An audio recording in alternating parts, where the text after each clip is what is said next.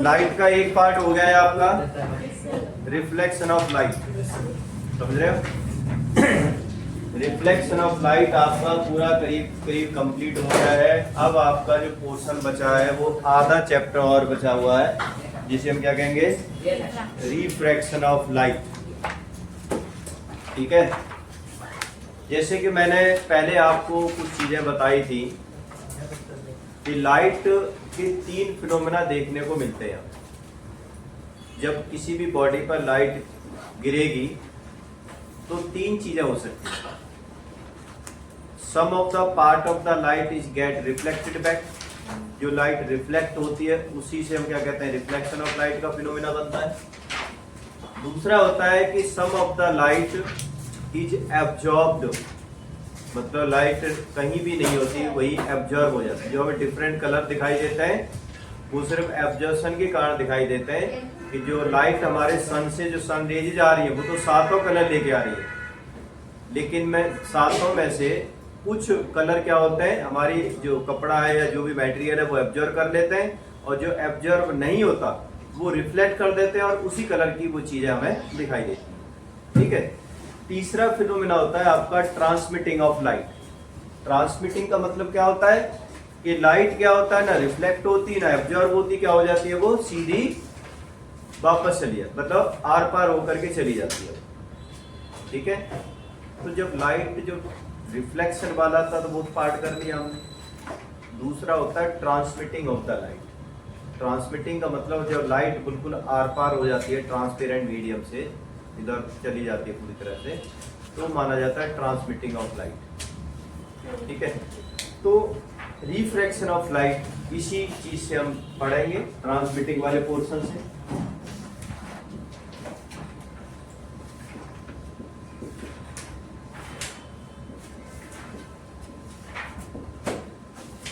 एक चीज देखिए, लाइट किसकी बनी होती है, फोटोन की। फोटोन पार्टिकल वही क्या करते हैं, ट्रेवल करते हैं। ठीक है, अगर वो स्पीड से जा रहे हैं और मीडियम में कोई भी हिंड्रेंस ना हो तो उनकी स्पीड क्या हो सकती है, मैक्सिमम स्पीड एक्वायर कर सकते हैं। जैसे आपका बिल्कुल रोड खाली है, हाईवे है, तो आप गाड़ी को कितना भी मैक्सिमम क्या कर सकते हो, भगा सकते हो। ऐसी लाइट की जो स्पीड होती है जहां पर कोई पार्टिकल नहीं होता है, वैक्यूम के अंदर वो कितनी होती है, 3 × 10⁸ मीटर, यानी this is the maximum speed of the light acquired in vacuum. Vacuum के अंदर ये वाली स्पीड ऑफ वैक्यूम हो, एयर के अंदर भी अप्रोक्स में इतनी ले लेते हैं, हालांकि इससे थोड़ी सी कम हो जाती है, लेकिन जब भी एयर के अंदर से ट्रेवल करती है तो भी हम क्या ले लेते हैं, यही वाली। ठीक है, अब आगे देखो आप। अब आप क्या है कि एक तो एक्सप्रेस वे पर आपने गाड़ी चलाई और फिर आप आ गए दिल्ली की रोड पर, तो अब बताओ क्या आपकी स्पीड जो एक्सप्रेस वे पर थी मैक्सिमम वाली, जहाँ पे 150 के हिसाब से तुम दौड़ा रहे थे गाड़ी को, क्या वो दिल्ली की रोड पे दौड़ा दोगे ऐसे? नहीं कर सकते। क्यों नहीं कर सकते? क्योंकि बीच में क्या आ जाएगा, आपका बहुत सारे ट्रैफिक आ जाएगा, उसको रोकने के लिए गाड़ी का क्या हो जाएगा, ट्रैफिक। एग्जैक्टली मीडियम क्या होता है, ठीक है ना, इसी चीज को मीडियम कहते हैं। क्योंकि आप जब ट्रैफिक वाला जो मीडियम था वो आपका कंजेस्टेड मीडियम आ, क्राउडेड मीडियम आ गया, ठीक है ना। यहाँ पर मीडियम क्या हो गया, पार्टिकल का मीडियम हो गया, क्योंकि लाइट को कौन रोकेगा, पार्टिकल ही रोकेंगे। पहले तो कोई पार्टिकल ही नहीं था ना, वैक्यूम था, वहां तो कुछ था ही नहीं कि भाई लाइट के पार्टिकल को रोक लिया जाए। अब मीडियम तो खुद ही पार्टिकल का बना होता है, ये एयर है, इसके अंदर भी कितने सारे पार्टिकल है, ऑक्सीजन है, नाइट्रोजन है, हाइड्रोजन है, वाटर वेपर्स है, जो ओजोन है, पता नहीं कितने कितने सारे पार्टिकल। अब सोचो किसी और मीडियम के अंदर जाएगी लाइट, ग्लास के अंदर जाए, चाहे किसी और के वाटर के अंदर जाए या किसी कैरोसिन में जाए, जो ट्रांसपेरेंट मीडियम होते हैं जिनके अंदर से लाइट ट्रांसमिट हो जाती है, वहां तो पार्टिकल्स ही बने होते हैं सारी चीजें। वो तो क्या वो स्पीड उतनी मेंटेन कर सकती है जितनी वैक्यूम वाली थी? नहीं कर सकती। लाइट क्या हो जाएगी वहां पर, स्पीड क्या हो जाएगी उसकी, कम। जब कम हो जाएगी तो जो उसका ओरिजिनल पाथ बिल्कुल स्ट्रेट वाला था वो पाथ रहेगा ही नहीं, वो मेंटेन ही नहीं कर पाएगा। क्या होगा, ये ओरिजिनल पाथ था, अब क्या होगा, यहां से क्या हो गया, उसका लाइट का मीडियम चेंज। अब लाइट का मीडियम चेंज हो गया, तो अब हो सकता है कि वो लाइट ऐसे न जाके हल्का सा ऐसे हो जाए, उसका पाथ रहेगा स्ट्रेट ही, लेकिन जो वो वाला स्ट्रेट नहीं रहेगा जो ओरिजिनल पाथ में पहले वाली चली आती। समझ रहे भाई, आप भी तो जब ट्रैफिक होगा तो आप स्ट्रेट थोड़ी जाओगे, पार्टिकल मिल रहे हैं, तो कहीं ना कहीं पे ऐसा कोई नैरो रास्ता देखोगे जहां पर आपका क्या नाम है थोड़ा थोड़ा आगे आगे चलते जाए। तो यहाँ पर भी ऐसे ही होता है, और अपना जो ओरिजिनल पाथ था उससे लाइट क्या हो जाएगी, डेविएट हो जाएगी। इसी डेविएशन को हम क्या कहते हैं, refraction. Change in the path of ray of light, ठीक है, when it enter from one medium to the other medium is called refraction of light.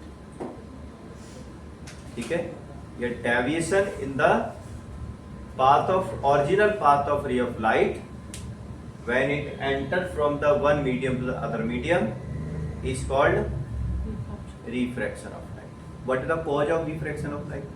Change in speed of light. A different media has a different speed of light.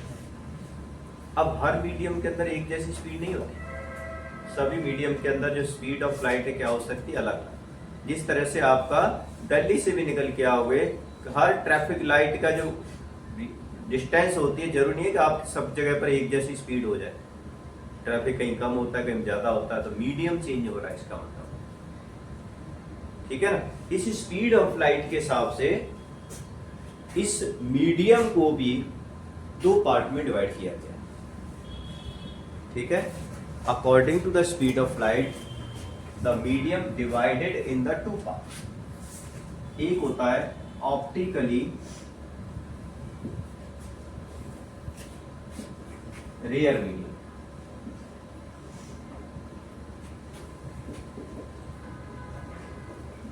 दूसरा होता है optically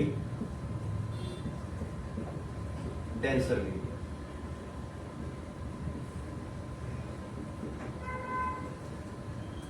optically rare medium और दूसरा होगा optically denser medium,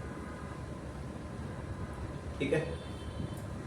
अब optically rare medium कौन सा होगा और ऑप्टिकली डेंसर मीडियम कौन सा होगा। रेयर का मतलब क्या होता है, कभी होगा बहुत कम, और डेंसर का मतलब क्या होता है, क्लोजनेस, जिसमें क्लोजनेस होती है। तो जहां पर पार्टिकल का बहुत ज्यादा स्प्रेडेड होता है, स्प्रेडेड बिखराव होता है, दूर दूर होता है पार्टिकल, और उस जगह पर लाइट की स्पीड को रोकने के लिए जो पार्टिकल है बहुत कम प्रेजेंट होते हैं, ट्रैफिक है लेकिन ज्यादा नहीं है, उससे हम क्या कहेंगे, रेयर, ठीक है। डेंसर घना ट्रैफिक आता है, डेंस ट्रैफिक आता है, तो वहां पर स्पीड ऑफ लाइट क्या हो जाएगी आपकी, कम हो जाएगी। तो with respect to each other rare medium उसे कहेंगे जहां पर स्पीड ऑफ लाइट क्या होती है, ज्यादा होती है, और डेंसर मीडियम उसे कहेंगे जहां पर स्पीड ऑफ लाइट कम, ठीक है ना। क्या माना जाएगा rare medium, that medium in which the speed of light is lesser, sorry more, higher, speed of light is higher than the others, ठीक है। अगर दो को कंपेयर कर रहे हैं हम तो इन दोनों के हिसाब से रेयर और डेंसर मानेंगे हम। जरूरी नहीं है कि अगर ए रेयर है तो सी के हिसाब से ये ए रेयर हो सकता है डेंसर भी हो जाए। हम with respect to each other कर रहे हैं इसको, दो के हिसाब से ऑप्टिकली या डेंसर होगा। तो जिस मीडियम के अंदर स्पीड ऑफ लाइट ज्यादा होगी वो रेयर मीडियम होगा, और जिस मीडियम के अंदर स्पीड ऑफ लाइट कम होगी वो क्या माना जाएगा, आपका डेंसर मीडियम, ठीक है ना। अब ये तो आपका पता चलेगा कि रेयर मीडियम, डेंसर मीडियम, दो ऑप्टिकली रेयर, मतलब ऑप्टिकली डेंसिटी के हिसाब से दो पार्ट में मीडियम को डिवाइड किया गया, एक रेयर मीडियम और एक डेंसर। अब लाइट कैसे बेंड होती है, how the light bend when it enter from rare to denser और vice versa, denser to rare. तो इसके लिए दो चीज याद रखो, हम रे डायग्राम यहां पर बना रहे हैं आपको, देखो ये आपकी कौन सी रे ऑफ लाइट मानी जाएगी, इंसिडेंट रे ऑफ लाइट। ये मीडियम हो गया आपका, मान लो ये वाला आपका दूसरा मीडियम है, ठीक है, ये ए मीडियम है और ये बी। अब इस जगह इसको क्या बोलेंगे हम? अब आपको क्या हो सकता है, लाइट का ओरिजिनल पाथ तो ये होना चाहिए था, ये ओरिजिनल पाथ है लाइट, अगर ये कहीं नहीं मुड़ रही तो या तो क्या हो सकता है, ये वाला हो सकता है, ठीक है, या क्या हो सकता है, ये वाला हो सकता है। मतलब या तो बैंड टुवर्ड्स नॉर्मल या बैंड अवे फ्रॉम नॉर्मल, समझ रहे हो? तो if a ray of light enter from rare medium to denser medium, then it will bend towards north, ठीक है? मतलब if ray of light enter from rare medium to the denser medium, then it bend towards north, ठीक है? अगर rare से denser में जाएगी तो इसका मतलब बैंड टुवर्ड्स नॉर्मल, और वाइस वर्सा में क्या हो जाएगा, अगर वो डेंसर से रेयर में जाएगी तो क्या हो जाएगा, बैंड अवे फ्रॉम नॉर्मल।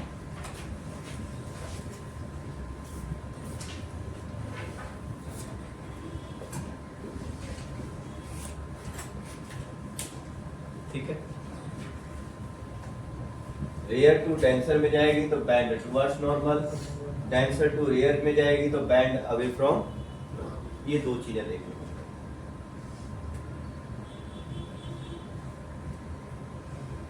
समझ आ गया तुम्हें? ठीक है, अब आ गए इसी के base, they are the two laws,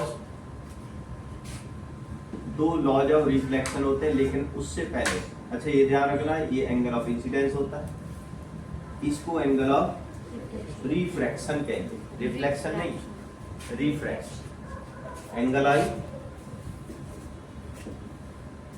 angle of incidence, angle R, angle of refraction. Sir reflection का भी एंगल आर या रिफ्रैक्शन, हाँ वो सेम ही है, सेम। ऊपर रिफ्लेक्स रिफ्रैक्शन और रिफ्लेक्शन दे रखा होगा ना, ठीक है, क्योंकि इंसिडेंस रे और ये रे जो होती है ना, ये वाली, इस रे को क्या कहेंगे हम, इसे कहते हैं रिफ्रैक्टेड रे।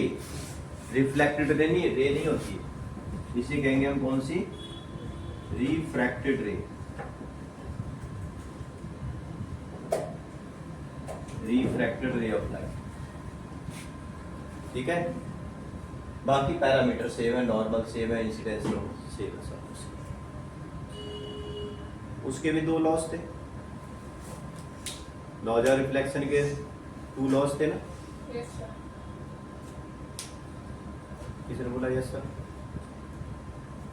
बताओ कौन से, पहला एक लॉ बताओ sir, incidence ray normal and reflected ray lies, all lies in same same plane. Very good. अब एक बॉयज को ट्राई कर लेते हैं।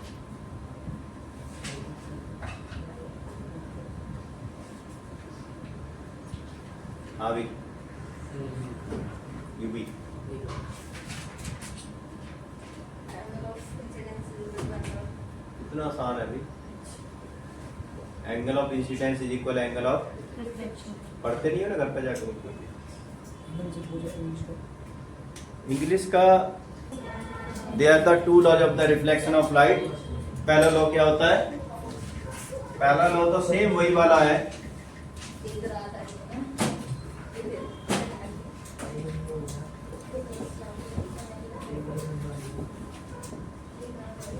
पहला लॉ तो सेम है जो आपका रिफ्लेक्शन ऑफ लाइट था। क्या था? इंसिडेंस रे, रिफ्रैक्टेड रे। रिफ्लेक्टेड की जगह पर क्या लिख देंगे, रिफ्रैक्टेड रे and all lies in same. पहले वाला तो सेम, लेकिन दूसरे वाला आपको थोड़ा सा याद करना पड़ेगा और ये थोड़ा डिफरेंट भी आएगा। ट्रिग्नोमेट्री का इसमें रेशो लगती है जो हम पढ़ाएंगे आगे को, यानी इसे स्नेल्स लॉ भी कहते हैं।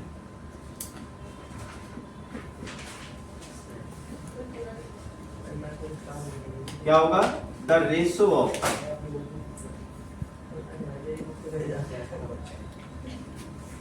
साइन एंगल ऑफ इंसिडेंस या साइन आई लिख लो एंड साइन आर, ये ट्रिग्नोमेट्रिक टर्म होते हैं, साइन थीटा कॉस थीटा, ये पढ़ोगे ट्रिग्नोमेट्री के अंदर।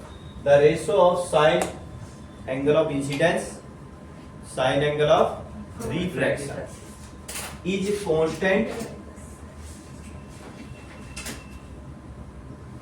For pair of medium.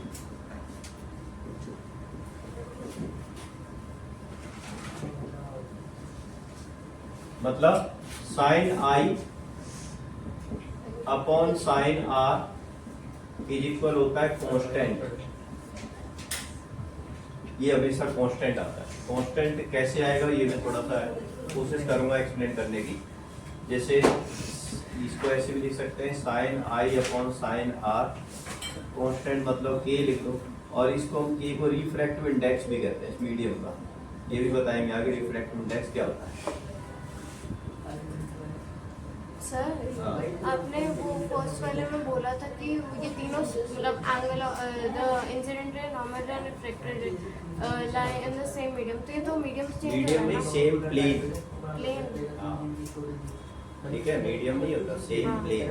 मतलब आप मान के चलो कि जैसे ये आपका नॉर्मल हो गया, ये रिफ्लेक्टरी हो गई और ये रिफ्रैक्टेड हो गई, तो तीनों एक ही उसमें हो गए, एक ही प्लेन। ठीक है, जैसे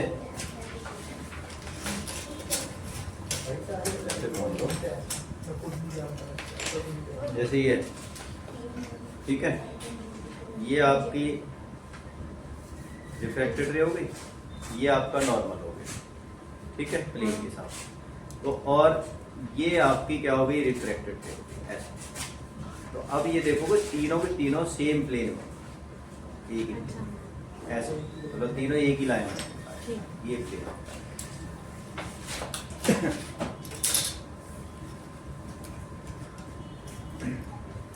अब मैं समझा रहा हूं कांस्टेंट का मतलब यहां पर क्या है, अगर समझ सकते। देखो मान लो ये एक सिंगल मीडियम ले लिया, ग्लास स्लैब ले लिया, कोई एक्सपेरिमेंट भी कराएंगे ग्लास स्लैब का आपको वहां पर, ठीक है, ये एयर है और ये fix medium glass slab. Sine I जो होता है ना, आई मतलब एंगल होता है, एंगल कौन सा, और आर भी एंगल होता है। जैसे मान लो एक रे ऑफ लाइट थी, ये नॉर्मल आया इसका और ऐसे रिफ्रैक्ट हो, जैसे मान लो यहाँ पर 60 डिग्री का एंगल बन रहा था और 30 डिग्री पर क्या हुई, रिफ्रैक्ट हो, समझ रहे, 60 डिग्री का एंगल ऑफ इंसिडेंस था और रिफ्रैक्टेड एंगल कितना हो गया, 30 डिग्री। तो जब हम इसका साइन 60 अपॉन साइन 30, अब साइन 60 की वैल्यू कुछ होती है और साइन 30 की वैल्यू भी होती है, ट्रिग्नोमेट्री के अंदर एक टेबल दे रखी होती है, उसकी हम टेबल के अंदर वैल्यू डाल देते हैं। तो जब काट पीट के जो वैल्यू आएगी, मान लो वो के है, कुछ वैल्यू आ, या 0 पॉइंट या 1.2 या 0.3 इस तरह से आ गया, ठीक है। अब मान लो मैंने यहीं पर एक दोबारा लिया और नॉर्मल बनाया, मैंने 60 की जगह पर क्या कर दिया, ये 45 कर दिया। अब 45 कर दिया तो यहाँ पर 30 की जगह पर मान लो 25 आ गया एंगल, 45 की जगह पर, ठीक है। तो जब मैं साइन 45 और साइन 25 निकालूंगा और काट पीट की वैल्यू निकालूंगा, वो भी आपकी वैल्यू किसके बराबर आएगी, के की। इसलिए यहाँ पर जितने एंगल आप लेते जाओगे उन सबके वैल्यू क्या आएगी, वो सेम ही रहेगी, कांस्टेंट ही रहेगी। इसका मतलब ये होता है कि the ratio of the sign angle of incidence and sign angle of refraction is always constant for a pair of medium. Pair का मतलब इन दो के लिए, अगर ग्लास स्लैब की जगह पर कोई और कुछ ले लोगे तो चेंज हो जाएगी वैल्यू, ठीक है ना। लेकिन इन दो पेयर के लिए आपकी जो वैल्यू है ये वाली सेम रहेगी, और इसको कहते हैं हम स्नेक्स लॉ।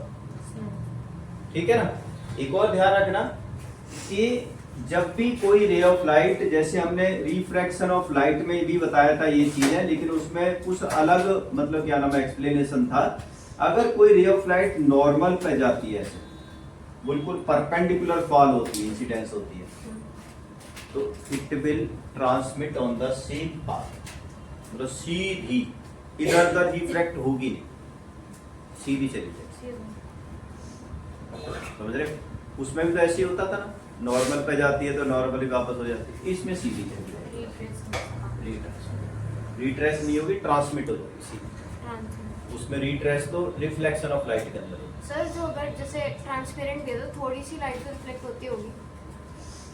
वो हम उसका फिनोमेना पढ़ेंगे तो होती भी है, कंसीडर भी करते हैं उसको, लेकिन जब हम पढ़ी वही फिनोमेना रहे कौन से वाला, तो यही करेंगे। ठीक है ना। ऐसे तो आप पानी में देखोगे तो परछाई तो दिखाई देती है ना, रिफ्लेक्शन होता है उसके अंदर। क्यों होता है इसका, ये जब बताएंगे, जब हम दोबारा चैप्टर कराएंगे, और उस समय पर आप ट्रिग्नोमेट्रिक रेशियो कर लोगे। ठीक है। क्योंकि यहाँ पर साइन आई क्या हो जाएगा, 0 हो जाएगा। साइन आई 0 हो जाएगा, तो साइन आई 0 की वैल्यू के साइन आर इज इक्वल 0 हो गया। तो साइन आर की वैल्यू क्या आ गई, 0 कौन के 0 ही आ गई। और इसका मतलब 0 किसकी वैल्यू होती है, साइन 0 की वैल्यू 0 होती है, तो 0 के ऊपर 0 ही लिख सकते हैं। तो इसका मतलब आर कितना आ गया, तो एंगल और रिफ्रैक्शन भी कितना आ गया इसके अंदर, 0 है। इसीलिए जब ये आप समझ जाओगे ना कि ये जो वैल्यू होती है ट्रिग्नोमेट्रिक रेशियो कर लोगे कि साइन 0 की वैल्यू कितनी होती है, साइन 30 की वैल्यू कितनी होती है, तब ज्यादा समझ में आएगा ये। ठीक है। अभी सिर्फ थोड़ा सा याद इतना ही रख लो, क्योंकि अभी चैप्टर 1-2 बार और रिवाइज होगा आगे। सिर्फ इतना याद रख लो कि अगर कोई रे ऑफ लाइट बिल्कुल नॉर्मल पे जाएगी तो वो सीधी रिफ्रैक्ट हो जाएगी, सीधी पाथ पे चली जाएगी। ठीक है, यहाँ तक आ गया समझ में। अब इसके बाद, अब रिफ्रैक्शन ऑफ लाइट के बहुत सारे फिनोमेना होते हैं, आप समझो। डेली लाइफ में भी हमें देखने को मिलता है। कैसे आप देख सकते हो कि अगर आप कोई ट्रांसपेरेंट ग्लास ले लो, और घर में भी ऐसे कर सकते हो, ट्रांसपेरेंट ग्लास लो, या मान लो कोई भी टब ले लो, कोई भी, तो अब आप उसके अंदर जब पेंसिल को क्या नाम है डालोगे, तो जो पेंसिल है आपकी क्या बिल्कुल सीधी दिखाई देगी, वो क्या दिखाई देगी, वो बैंड दिखाई देगी। तो जो बैंड होती है लाइट, टूटी हुई दिखाई देती है। क्यों दिखाई देती है, रिफ्रैक्शन ऑफ लाइट। 8 में भी पढ़ा है शायद ये चीज़। ठीक है ना। आप जब स्विमिंग पूल के अंदर जाते हो, ठीक है, बिल्कुल ट्रांसपेरेंट टाइप का पानी होता है उसके अंदर, और बॉटम ऐसे दिखता है कि जैसे हाथ डालेंगे और पकड़ जाएंगे, इतना ऊपर हमें दिखता है इसका स्विमिंग पूल का बॉटम। लेकिन 4 डूबने के बाद ही बॉटम नहीं दिखाई दिया। ठीक है, खुद भी डूब गया, ऊपर से एक फ्रेंड भी आ गया, वो भी अंदर चला गया। तो एपरेंट डेप्थ है ना, जो एपरेंट, एक तो होती है रियल डेप्थ, एक होती है एपरेंट जो हमें दिखाई देती है। ठीक है ना, वो हमेशा कम हो जाती है। वो किसके कारण होती है, स्टार देखे आपने, फिक्स नहीं होते, वो ट्विंकल ट्विंकल करते हैं, तभी तो कहते हैं twinkle twinkle little star. Twinkling effect होता है। जो ट्विंकलिंग इफेक्ट होता है वो भी किसके कारण होता है, रिफ्रैक्शन ऑफ लाइट के कारण। वो एटमॉस्फेरिक रिफ्रैक्शन होता है, वो भी पढ़ेंगे आगे चैप्टर। ठीक है ना।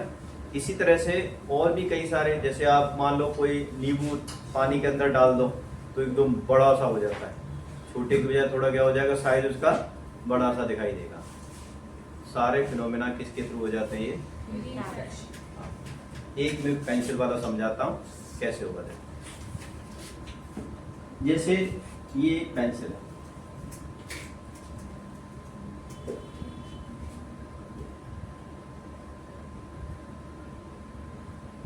ये ठीक है, ऐसे होनी चाहिए। अब हम इसको ऊपर से देख रहे हैं, यहां से देख रहे हैं पीछे, तो लाइट ऐसे जाएगी। और हमें पता है जब दो रे ऑफ लाइट क्या होती हैं, एक पॉइंट पर मिलती है, वहां पर इमेज बनती है। मान लो ये दो रे ऑफ लाइट यहां से ऐसे गई, ठीक है, ये नॉर्मल लाइट ऐसे जानी चाहिए थी, बिल्कुल स्ट्रेट पाथ यही वाला है, लेकिन क्या हुआ, ये बैंड कर गई, बैंड अवे फ्रॉम नॉर्मल। पता है ना आपको डेंसर से कहां जा रही है, रेयर जब डेंसर से रेयर में जाती है तो क्या होता है, light band away from normal, ठीक है ना। तो अब हमें क्या दिखाई देगा, ऐसे लगेगा कि ये जो लाइट आ रही है वो यहां से आ रही है, इस पॉइंट से आ रही है, क्योंकि इसकी रिफ्रैक्टेड रे ऑफ लाइट यहां मिल रही। तो ये जो पॉइंट था, पॉइंट तो यहां था, लेकिन इस पॉइंट की जो हमारी आंखों के अंदर जो लाइट पहुंच रही है उसका पॉइंट तो यहां पे मिल रहा है। तो इसकी जो इमेज है यहां पर, वो इस तरीके से आपका बैंड दिखाई, यहां दिखाई, करते करते सारी लाइट क्या हो जाएगी, ऐसे समझ रहे। इस वजह से ये जो पेंसिल है हमें क्या दिखाई देती है, लाइट मतलब pencil when dipped in water appear to bend because the light coming from the tip of the pencil from the bottom of the water enter into the atmosphere, then at the plane surface of water it bend away from the normal and it appear to coming from the different position than its actual position, ठीक है ना। कैसी दिखाई देती है, different position से then its actual position, so it appear to bend, इसीलिए हमें टूटी दिखाई देती है। सभी का कारण इसी तरह से हो सकता है, वैसे आता नहीं है कि why the bend light is appear to bend, बहुत रेयर चांस है, लेकिन फिर भी मैंने आपको बता दिया कि इस तरीके से हमें दिखाई देता है, ठीक है। ये रिफ्रैक्शन ऑफ लाइट का एक फिनोमेना। अब एक और चीज देखो, refraction of the light through the glass slab, ये बहुत इंपॉर्टेंट है। Refraction of the light through the glass slab, ठीक है,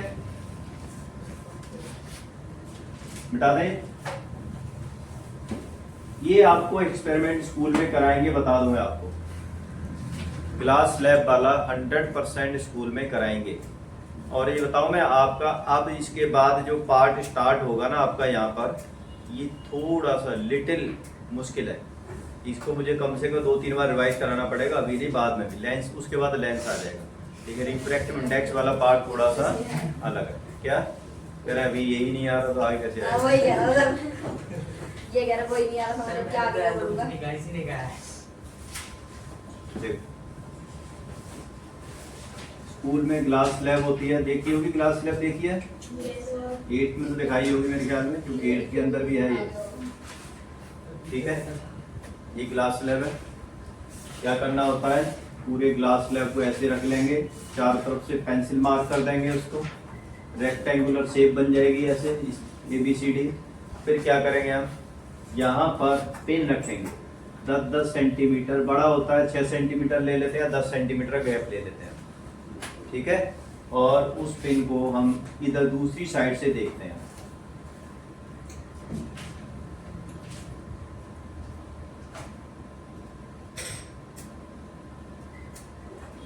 यहां से इस तरीके से हम देखेंगे।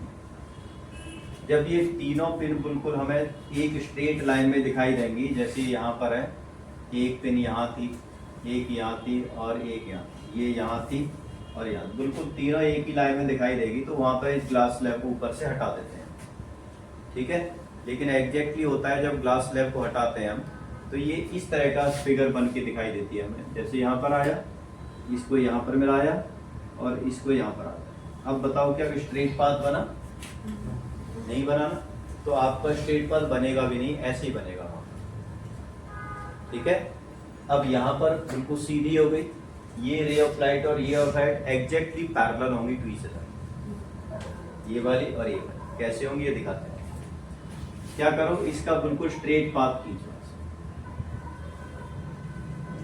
ये आपका स्ट्रेट पाथ इंसिडेंस, ये आपका नॉर्मल हो गया, यहाँ पर एंगल ऑफ इंसिडेंस बनेगा, यहाँ एंगल ऑफ रिफ्रैक्शन बनेगा, ये रिफ्रैक्टेड रे होगी, यहाँ नॉर्मल खींचो आप बिल्कुल परपेंडिकुलर लाइन, इससे ऐसे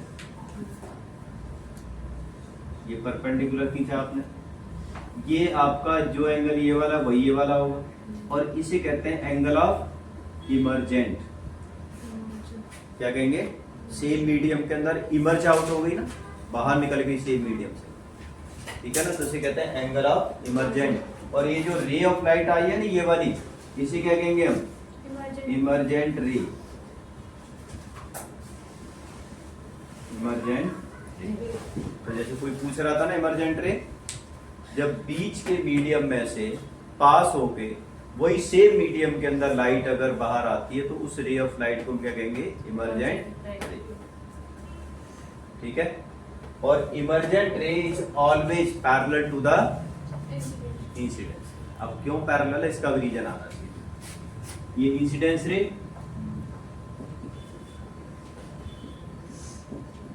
इमर्जेंट रे, और इनके बीच को ये गैप है ना, ये वाला जो गैप है कितनी अलग अलग हो गई है, इसे कहते हैं नेचुरल डिस्प्लेसमेंट। नेचुरल डिस्प्ले पूरा पार्ट आपका 8th क्लास का है, ये बताऊंगा आपको। पढ़ा है? किस ने पढ़ा है? ये वाला मैंने तो पढ़ा हुआ है, तो 100% है, क्योंकि मुझे पता है ये वाला है, ये पढ़ा है मैंने, इसलिए मुझे पता है। लॉज और रिफ्रैक्शन नहीं कराया होगा, बाकी शायद सारा कराया होगा, ठीक है। और लेंस वाला भी सारा कराया होगा, सिर्फ न्यूमेरिकल नहीं कराए होंगे। न्यूमेरिकल नहीं आए, न्यूमेरिकल भी कुछ तो आते थे, वो अलग थे। वो न्यूमेरिकल वो वाले कराए होंगे, जैसे रेडियस और कर्वेचर दे रखी है तो फोकल लेंथ निकाल दो, बस। मिरर फार्मूला, लेंस फार्मूला नहीं था वो नहीं। हाँ, मैं कहता रहा हूँ, मुझे पता है। तो अब आप देखो, लेटरल डिस्प्लेसमेंट कई बार ये भी आ जाता है कि on what factor the lateral displacement depend. तो आप समझो जितना ग्लास स्लैब ये थिक होगी ना, जितनी थिक होगी उतना ही ज्यादा गैप बढ़ता है, ठीक है ना। Lateral displacement is directly related the thickness of the glass slab. More the thickness, more is the lateral displacement. जो परपेंडिकुलर डिस्टेंस है दोनों के बीच की, वो उसे लेटरल डिस्प्लेसमेंट है। अब why does the ray of light, emergent ray of light is parallel to the incidence ray of light. क्यों पैरेलल होती है? इसका रीजन देखो कि आप समझो लाइट एंटर कहीं कहां से? एयर से ग्लास के अंदर, ठीक है।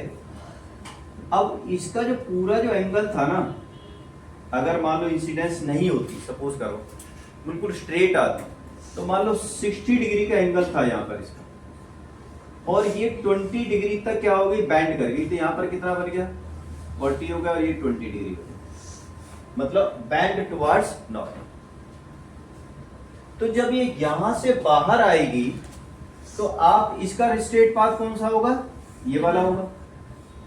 तो जितनी ये बैंड टुवर्ड्स नॉर्मल करेगी उतनी ही ये बैंड अवे फ्रॉम नॉर्मल कर देगी। मतलब ये जो एंगल होगा ना, ये वाला, ये कितना होगा आपका? ये 20 बैंड अवे फ्रॉम। तो दोनों का बैंड टुवर्ड्स और बैंड अवे, भाई जितना ये क्या हुई इधर झुक गई, उतना ही क्या होगी? ये दूर हो गई यहाँ से। जितना एंगल ये इधर हुई थी उतना ही एंगल क्या हो गई? ये दूर हो गई। तो दोनों आपस में क्या हो जाएंगे? पैरेलल, ठीक है ना। तो कैसे लिखेंगे इसको? The extent of the bending of incidence ray of light. The extent of bending of incidence ray of light at one face of the rectangular glass slab, एक slab पर, is equal and opposite to the extent of the bend away of the ray of light at other end of the glass slab. Sir एक बार वापस बोल दो। लिख लो। The extent of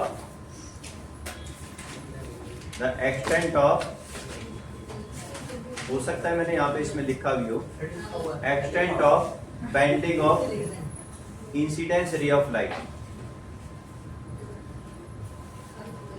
extent of bending of incidence ray of light at one face of the rectangular glass slab. Extent of bending of ray of light at one face of the rectangular glass slab is equal and opposite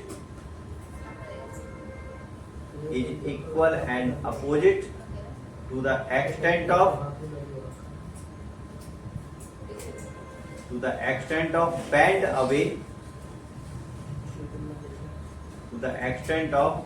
bend away of a ray of light at other face of the at opposite face of the glass slab.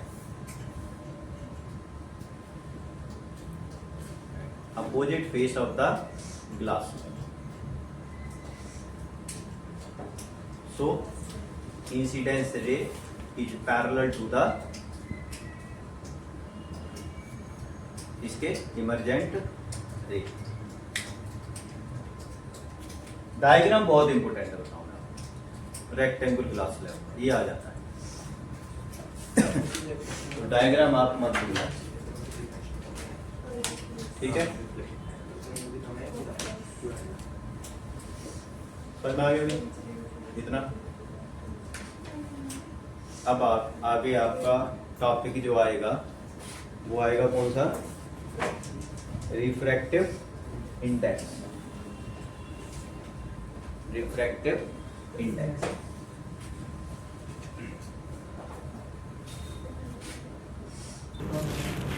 Refractive index. अब refractive index में क्या है? जैसे कि हमें पता है कि अलग अलग मीडियम में स्पीड ऑफ लाइट अलग अलग होती है, तो एक्सटेंट ऑफ बेंडिंग भी अलग अलग होगा, ठीक है ना. जैसे सबसे ज़्यादा स्पीड ऑफ लाइट किस में होती है? वैक्यूम के अंदर होती है, या हम कह सकते हैं एयर में हो सकती है, क्योंकि एयर और वैक्यूम की स्पीड ऑफ लाइट को सेम ले लेते हैं. तो जब भी लाइट इस वैक्यूम से किसी भी मीडियम के अंदर जाएगी तो हमेशा क्या करेगी? Band towards normal. समझ रहे हो? क्योंकि वैक्यूम हमेशा क्या रहेगा? रेयर मीडियम, और विद रिस्पेक्ट टू वो मीडियम क्या रहेगा आपका? डेंसर मीडियम, ठीक है ना. तो जिस मीडियम के अंदर लाइट एंटर करती है उस मीडियम का अगर हम स्पीड ऑफ लाइट मेजर करें with respect to the air, उस रेशो को मेजर करें with respect to the air, तो वो जो रेशो है वो क्या मानी जाती है? आपकी रिफ्रैक्टिव इंडेक्स.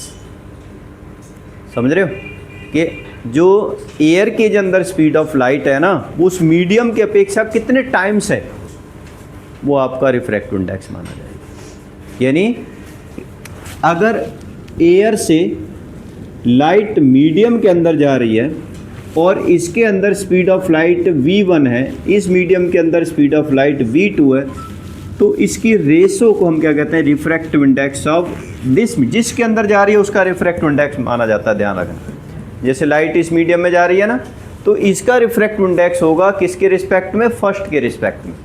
तो it is the ratio of refractive index of medium is equal होगा कि ratio of speed of light in first medium to the speed of light in second. Speed of light in first medium to speed of light in second medium. हम किसका refractive index निकालना है? हम ये of second medium with respect to first medium.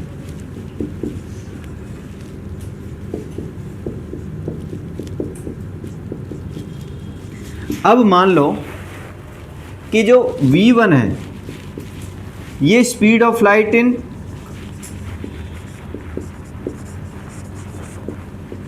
Air है या vacuum है, तो इस v1 की जगह पर हम क्या लिख देते हैं? जो फिक्स है आपका c लिख देते हैं, जो कितना होता है? 3 × 10⁸ मीटर पर सेकेंड, ठीक है ना. तो जब भी किसी भी, अच्छा इसको n से रिप्रेजेंट करते हैं. अब n का मतलब क्या है? अगर हमने n2 लिख दिया यहाँ पर, तो ये फर्स्ट मीडियम और ये कौन सा है? तो we are just calculating refractive index of second medium with respect to first medium, ठीक है ना। तो फर्स्ट मीडियम अगर आपका speed of light in vacuum है तो c ऊपर आ जाएगा, और जिस मीडियम के अंदर लाइट जा रही है उसकी स्पीड ऑफ लाइट नीचे आ जाएगी। तो ये रिफ्रैक्टिव इंडेक्स का क्या बनता है, फॉर्मूला बनता है कि refractive index of the medium is equal होता है speed of light in vacuum divide by speed of light in medium, जिसका हम निकालना चाहते हैं। और जब भी किसी भी मीडियम का रिफ्रैक्टिव इंडेक्स किसके रिस्पेक्ट में निकालते हैं, वैक्यूम के रिस्पेक्ट में निकालते हैं या एयर के रिस्पेक्ट में निकालते हैं, तो उस रिफ्रैक्टिव इंडेक्स को एक और नाम देते हैं absolute refractive index. Absolute refractive index, ठीक है ना। When the refractive index is calculated with respect to the speed of light in vacuum then it is called the absolute refractive index. सभी मीडियम का रिफ्रैक्टिव इंडेक्स जो निकाला गया है वो एयर के रिस्पेक्ट में ही निकाला गया है। तो जो भी, जैसे हम कहते हैं ना डायमंड सबसे ब्रिलियंट क्यों होता है, सबसे ज़्यादा चमक क्यों देता है वो, क्योंकि सबसे ज़्यादा रिफ्रैक्टिव इंडेक्स क्या होता है, डायमंड का होता है। अब एक और चीज़ समझो रिफ्रैक्टिव इंडेक्स का मतलब थी, वो भी चीज़ बता देता हूँ। रिफ्रैक्टिव इंडेक्स का मतलब होता है extent of bending of light when it enter from one medium to the other medium. अब एक बात समझो, पीछे शायद मैंने नहीं समझाई थी कि जितनी ज़्यादा स्पीड ऑफ लाइट कम होगी ना किसी मीडियम के अंदर एंटर करने पर, उतनी ही एक्सटेंट ऑफ बैंड करेगी वो लाइट। समझ रहे हो, मतलब क्या है कि अगर मान लो ये एक मीडियम है, ये दो, अगर मान लो इसके अंदर रिफ्रैक्टिव इंडेक्स इसका ज़्यादा है, स्पीड ऑफ लाइट बहुत ज़्यादा कम है इसकी, तो लाइट अगर ऐसे आ रही है तो ऐसे हो जाएगी, उतनी ज़्यादा बैंड करेगी, ठीक है ना। और अगर कोई मान लो ये वाली है, ये है आपका, तो अगर हल्की बैंड करती है तो मान के चलो इसी एक्सटेंट ऑफ बैंडिंग को तो रिफ्रैक्टिव इंडेक्स कहते हैं हम। More the bending of light more is the refractive index.